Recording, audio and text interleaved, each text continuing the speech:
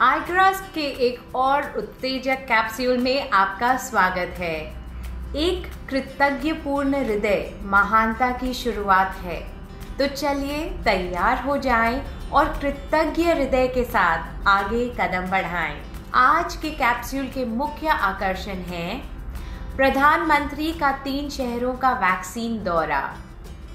2020 में बीबीसी की सबसे अधिक प्रभावशाली महिलाओं में 4 भारतीय महिलाएं।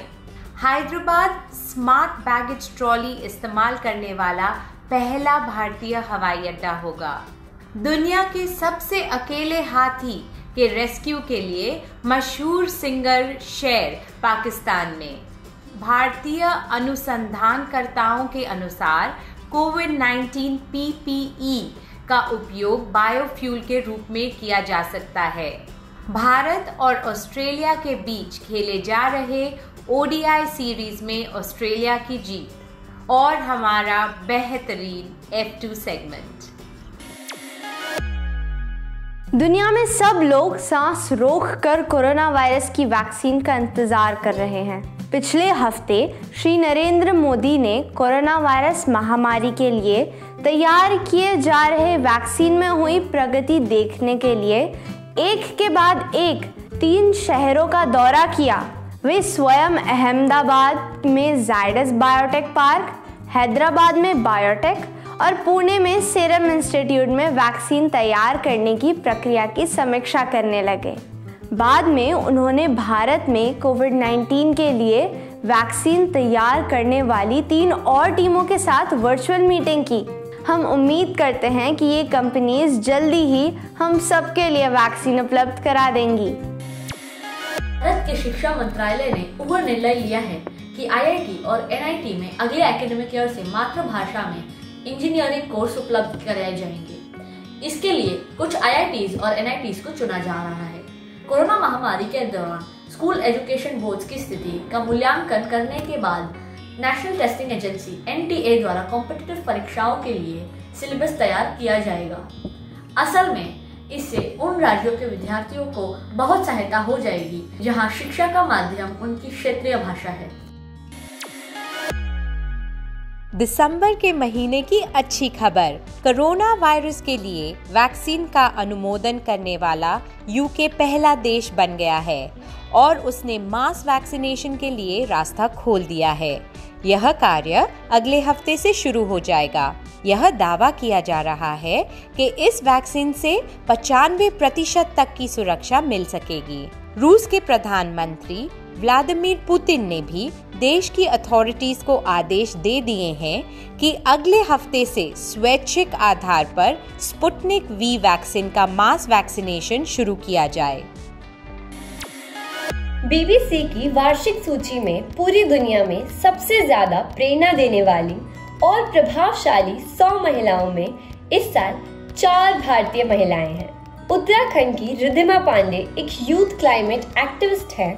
उन्होंने 2019 में 15 अन्य बच्चों के साथ यूएन में 5 देशों के खिलाफ लॉसूट फाइल किया था। इन बच्चों में Swedish environment activist Greta Thunberg भी शामिल है। अन्य 3 महिलाओं में 82 साल की बिलिक्स बानू हैं, जिन्होंने सिटीजनशिप अमेंडमेंट एक्ट के खिलाफ शांतिपूर्वक प्रदर्शन किया था। मानसी जोशी को एक चेंज मेकर के रूप में चुना गया। 2011 में एक सड़क दुर्घटना में उनकी एक टांग कट गई थी। गाना सिंगर इसाइवनी असमानता के विरोध में गाने वाले भारत के सबसे बड़े असेंबल पॉलिटिकल बैंड का एक हिस्सा हैं। भारत की नारी शक्ति को सलाम। क्या आपको हवाई अड्डे पर जाकर अपने सामान के लिए ट्रॉली ढूंढने में परेशानी हुई है?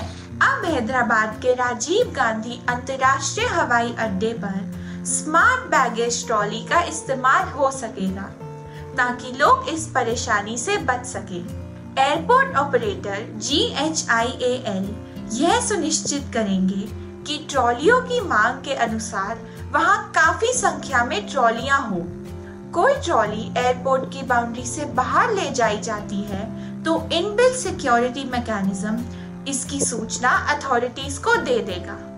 राष्ट्रीय और अंतर्राष्ट्रीय बोर्डिंग और चेहरे की पहचान जैसे टेक्नोलॉजी बेस्ड प्रोग्राम्स लागू करने के साथ साथ हैदराबाद अंतर्राष्ट्रीय हवाई अड्डे का यह एक और बड़ा कदम होगा। यात्रियों की सुविधा और सुरक्षा के लिए अथॉरिटीज की बहुत बढ़िया पहल है। ट्विटर के भारतीय रूप ट्विटर ने इंटरनेट पे तहलका मचा दिया है। इसे स्वदेशी आंदोलन 2.0 कहा जा रहा है। ट्विटर का डिजाइन और इंटरफेस ट्विटर जैसा ही लगता है और इसकी कलर स्कीम भी नीली और सफेद है। हालांकि इसका सिंबल ब्लू कोंच है। यह ऐप बहुत कुछ ट्विटर से मिलती जुलती है, बस उसके यूजर्स ट्वीट्स की जगह टूट्स करते हैं। 5 महीने में ही बहुत से सेलिब्रिटीज ट्वीटिंग कर चुके हैं। क्या आप भी उनमें से एक हैं? अमेरिकन सिंगर, एक्ट्रेस और टेलीविजन पर्सनालिटी शेर दुनिया के सबसे अकेले हाथी कावन को रीसेटल कराने के लिए पाकिस्तान में है। कावन 35 साल तक एक जू में जंजीरों में बंधा हुआ था। डॉक्टरों के अनुसार उसका वजन बहुत ज्यादा था। ये सब उसके अकेलेपन का कारण था। शेर ने कावन का मुद्दा जानवरों के कार्यकर्ताओं के साथ उठाया। अब ये 35 साल का हाथी एक नए जीवन की शुरुआत के लिए कंबोडिया की वाइल्ड लाइफ सेंचुरी में भेज दिया गया है। पीपीई का उपयोग कोरोना वायरस से सुरक्षा कवच के रूप में पूरी दुनिया में बड़े पैमाने पर किया जा रहा है, लेकिन ये प्लास्टिक से बनी चीजें पर्यावरण के लिए खराब है। इस समस्या के हल के रूप में उत्तराखंड के university of petroleum and energy studies के रिसर्चर्स ने यह दिखाया है कि किस प्रकार इन पीपीई आइटम्स को बायोफ्यूल के रूप में परिवर्तित किया जा सकता है। इस तरल फ्यूल का उपयोग सभी क्षेत्रों में विभिन्न कामों के लिए किया जा सकता है। यह तो एक तीर से 2 शिकार वाली बात हो गई। समुद्रों में प्लास्टिक नहीं जाएगा और समुद्री जीवों की हत्या नहीं होगी, और दूसरी ओर देश के जरूरतमंद लोगों को फ्यूल मिलेगा। इस अद्भुत प्रयास के लिए वैज्ञानिकों को धन्यवाद। क्या आपको मालूम है कि आज के इतिहास में बड़े स्तर पर व्हेल स्टैंडिंग हो रही है?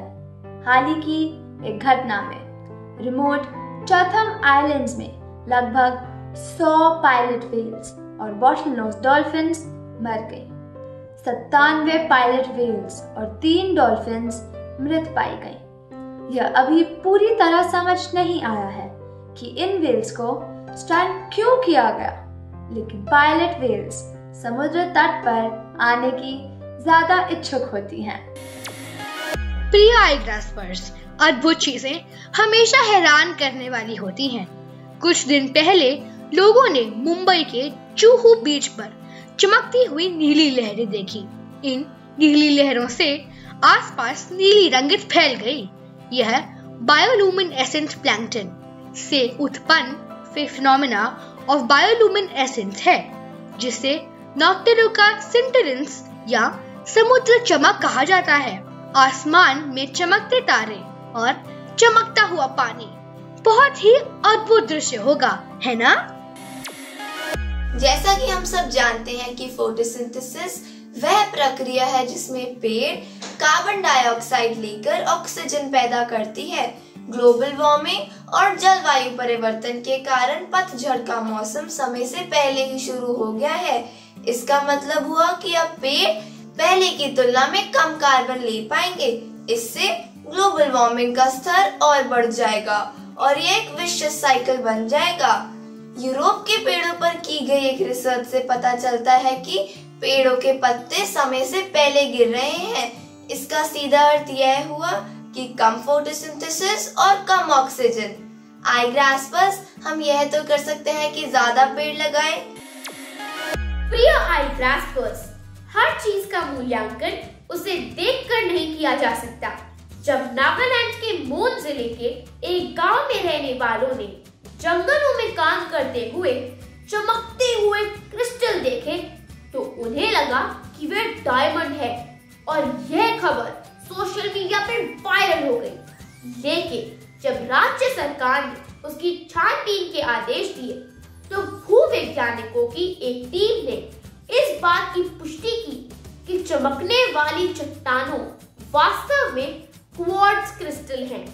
जैसे कि कहावत है कि हर चमकने वाली चीज सोना नहीं होती, यहाँ ये कहना सही होगा कि हर चमकने वाली चीज डायमंड नहीं होती। ऑस्ट्रेलिया ने भारत के साथ खेलते हुए ओडीआई सीरीज में अपनी पकड़ बनाए रखी। 7 बार पीछे रहने के बाद भारतीय टीम को पहली जीत हासिल हुई।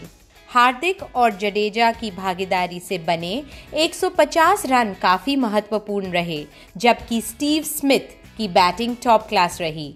विराट कोहली ने इंटरनेशनल में 22,000 रन और ओडीआई में 12,000 रन बनाकर 2 माइलस्टोन पार कर लिए। बार्सिलोना के लायनल मेसी ने रविवार को न्यूएल्स ओल्ड बॉयज में ओसासुना के साथ खेलते हुए फाइनल गोल करने पर डिएगो मैराडोना को बार्सिलोना की नीली और बरगंडी शर्ट उतारकर मैराडोना की लाल और काली जर्सी दिखाते हुए सम्मान दिया। क्या आपको मालूम है आई ग्रास्पर्स, मेसी ने 13 साल की उम्र में बार्सिलोना में आने से पहले अर्जेंटीन क्लब न्यूएल्स के लिए खेला था, जबकि मैराडोना ने 1994 में उनके लिए 5 मैच खेले थे। खेल के बाद मेसी ने श्रद्धांजलि देते हुए मैराडोना की एक पुरानी फोटो के साथ उसी शर्ट में अपनी फोटो पोस्ट की। साथ ही स्पेनिश में यह संदेश भी था, फेयरवेल डिएगो। हैरी पॉटर की तरह प्रसिद्ध जेके रॉलिंग के फैंस का इंतजार खत्म हुआ। उनकी लेटेस्ट चिल्ड्रंस बुक द इकाबॉक अब प्रकाशित हो गई है, जिसमें भारतीय बच्चों के कुछ उदाहरण भी दिए गए हैं। लॉकडाउन के दौरान रॉलिंग ने बच्चों के लिए ऑनलाइन एक नई किताब रिलीज की थी। उन्होंने 7 से 12 साल के बच्चों के लिए एक कंपटीशन भी रखा था। उसमें हजारों एंट्रीज आई।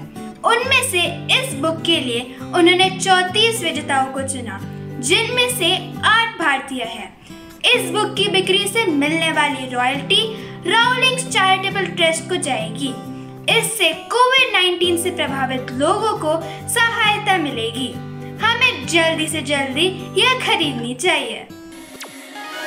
बूझो तो जाने, फल नहीं पर फल कहाऊं, नमक मिर्ची के संग सुहाऊं, खाने वाले की सेहत बढ़ाऊं, सीता मैया की याद दिलाऊं।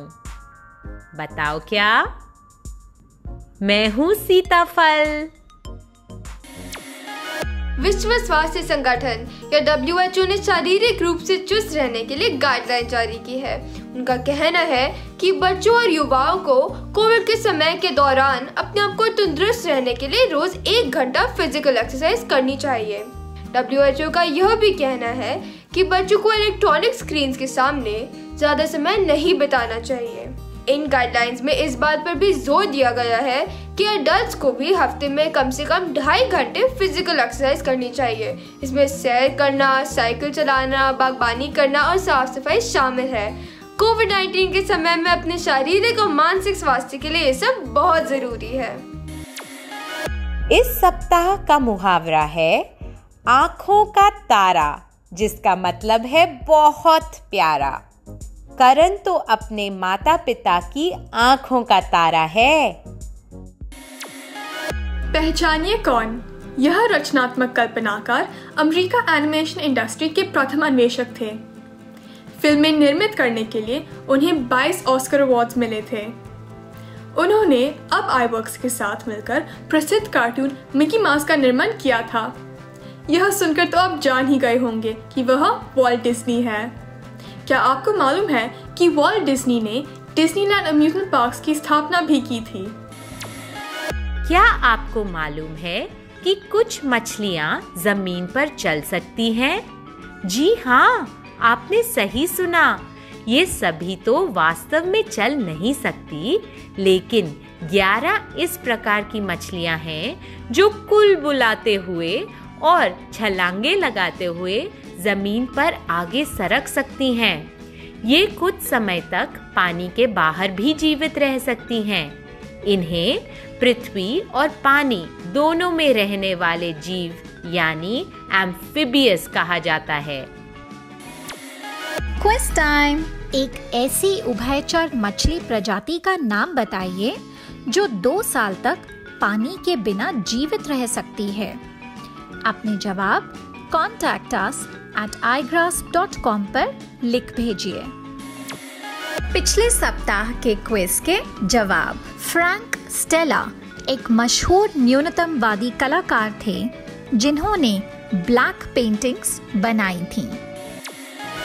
भावी युवाओं के लिए भारत के प्रमुख समाचार कैप्सूल आई ग्रास द्वारा आयोजित साप्ताहिक क्विज में सफलतापूर्वक भाग लेने पर spring day school CBSE Vellore के M अभिषेक प्रणव को हार्दिक अभिनंदन। यह हमें हमारे समाचार रैप के अंत में ले आता है। हमारी सबसे बड़ी कमजोरी यह है कि हम प्रयास करना छोड़ देते हैं। सफलता का एक रास्ता है कि बार बार प्रयास किया जाए। तो जब तक हम फिर मिले, प्रयास करते रहें और आगे बढ़ते रहें। नमस्ते।